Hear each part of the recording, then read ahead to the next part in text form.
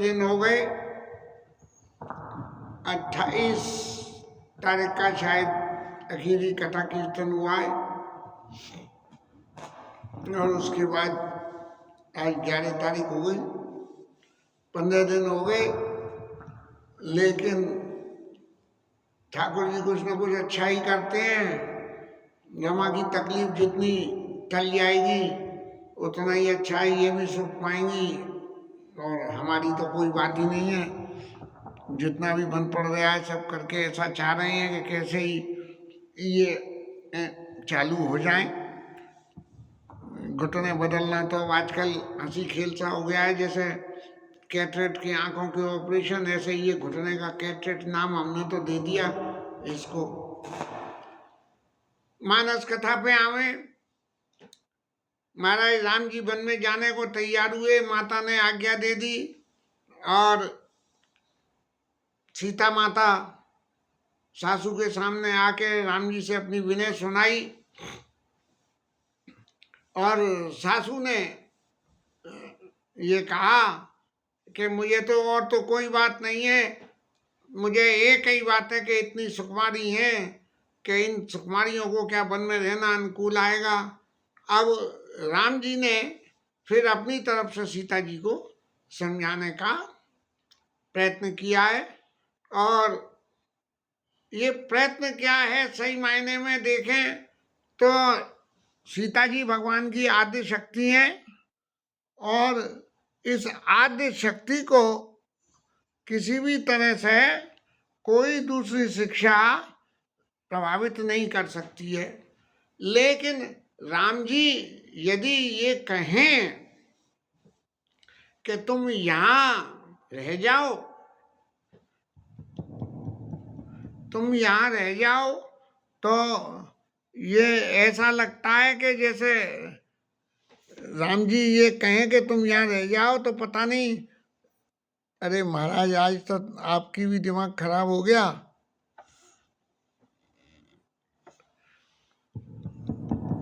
अभी तो बज रहे थे। यदि राम जी ये कहें कि तुम यहाँ रह जाओ तो राम जी का ऐसा उपदेश करना भी अनुचित दिखाई देगा, अनुचित दिखाई देगा। अरे यार, अनुचित दिखाई देगा। लेकिन गोस्वामी जी ने जो भी कुछ लिखा, उस लिखने में भाव में तो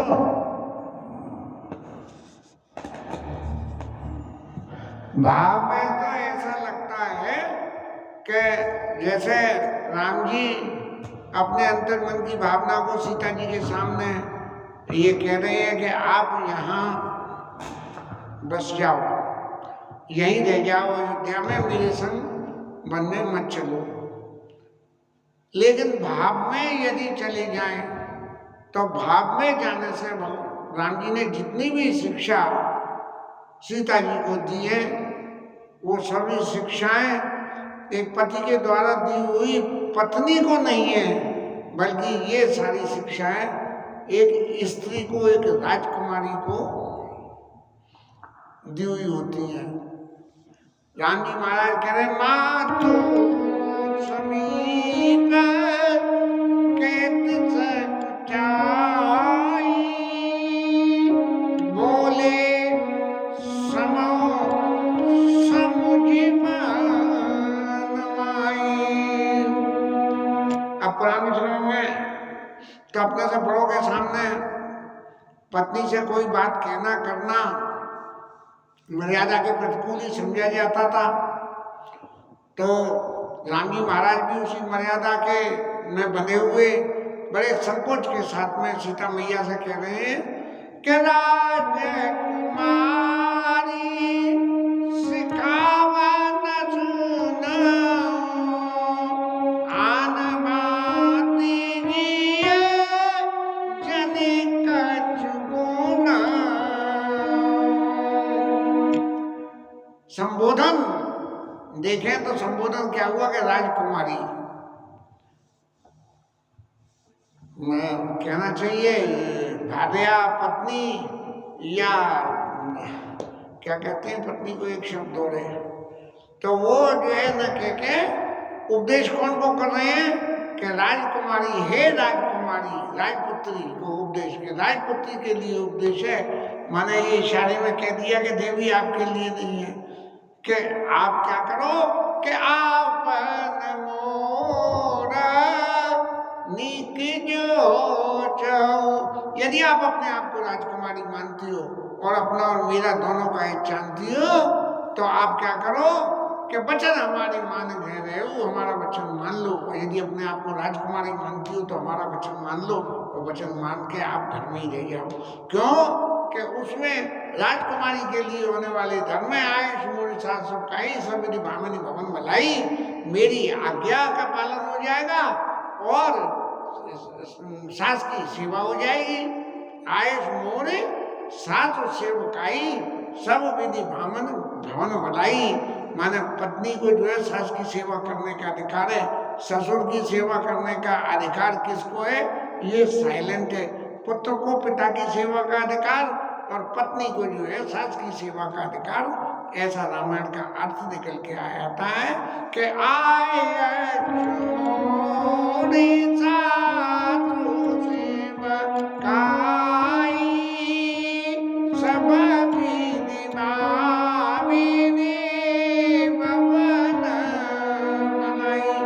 और फिर एक लाइन और जोड़ी, एक अधिक धर्म नहीं दूजा और सादर सास ससुर पद पूजा, के एक पत्नी के लिए सबसे बड़ा धर्म जो है, इससे बड़ा कोई दूसरा धर्म नहीं है कि सादर सास ससुर पद पूजा।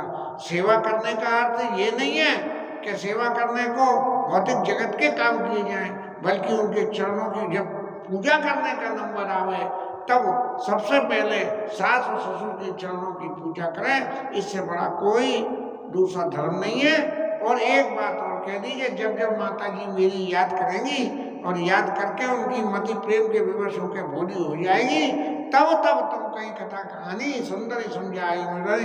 हे सुंदरी, उधर राजकुमारी और हे सुंदरी, सुंदर पत्नी, हे सुंदरी, सुंदरी स्त्रियों के लिए है कि तब तब तुम कहीं कथा पुरानी सादर समझाए मृदुवानी, मीठी वाणी में जो है तुम उन्हें समझा देना।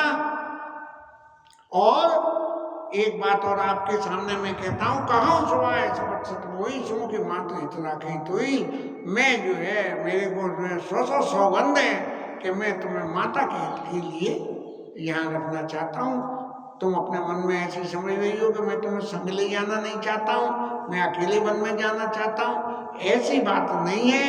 मैं जो है चूंकि माता के प्रति भी पुत्र का फर्ज होता है, इसलिए मैं जो है माता के लिए, क्योंकि राम जी महाराज मन में अच्छी तरह समझते थे कि मेरे बिना पिताजी का जीवन रहेगा नहीं, तब माता किसके अधीन रहेगी और घर में अन्य माताओं के साथ में कुछ न कुछ वैमनस्य का भाव तो पैदा सहज में हो जाएगा।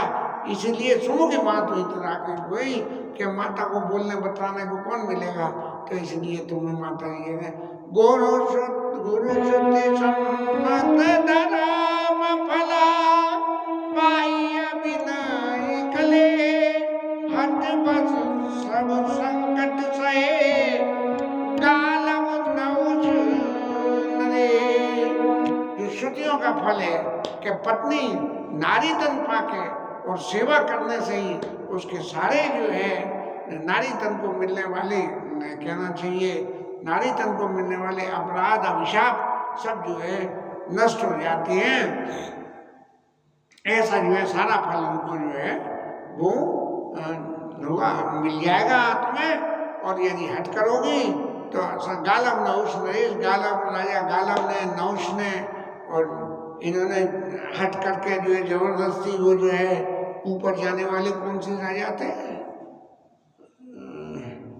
वो ऊपर चले गए, उन लोगों ने अपना हट करके अपने मन की रखी, दूसरों की शिक्षा को नहीं माना, तो नतीजा क्या हुआ कि उन्होंने बहुत बहुत संकट सहे और फिर देवी एक बात और है, मैं अपने कर प्रमाण पिटवानी वेग फिर सुमुख सयानी। अरे सुमुखी फिर यहाँ शब्द जुए, हर बार में कभी भी संबोधन में पत्नी शब्द या प्रिय शब्द जो है प्रयोग उन्होंने नहीं किया। और ये समझा के गई कि जो अट करो प्रेम बसवाना तो तुम दुख पाओ परिणामा। यदि अपने प्रेम के वशीभूत, मेरे प्रति अपने प्रेम स्नेह के वशीभूत होकर यदि जिद करोगी मेरे संग चलने की तो तुम्हें परिणाम में दुख मिलेगा। और सीता मैया को लंका में जाके वासा करके दुख तकलीफ झेलनी पड़ी। भगवान ने बन के दुख सुख सब सीता मैया को समझाए। और यहाँ तक कह दी कि भूमि शयन बल कल बसना असन कंद फल मूल ते कि सदा सब दिन मिले सब समय अनुकूल।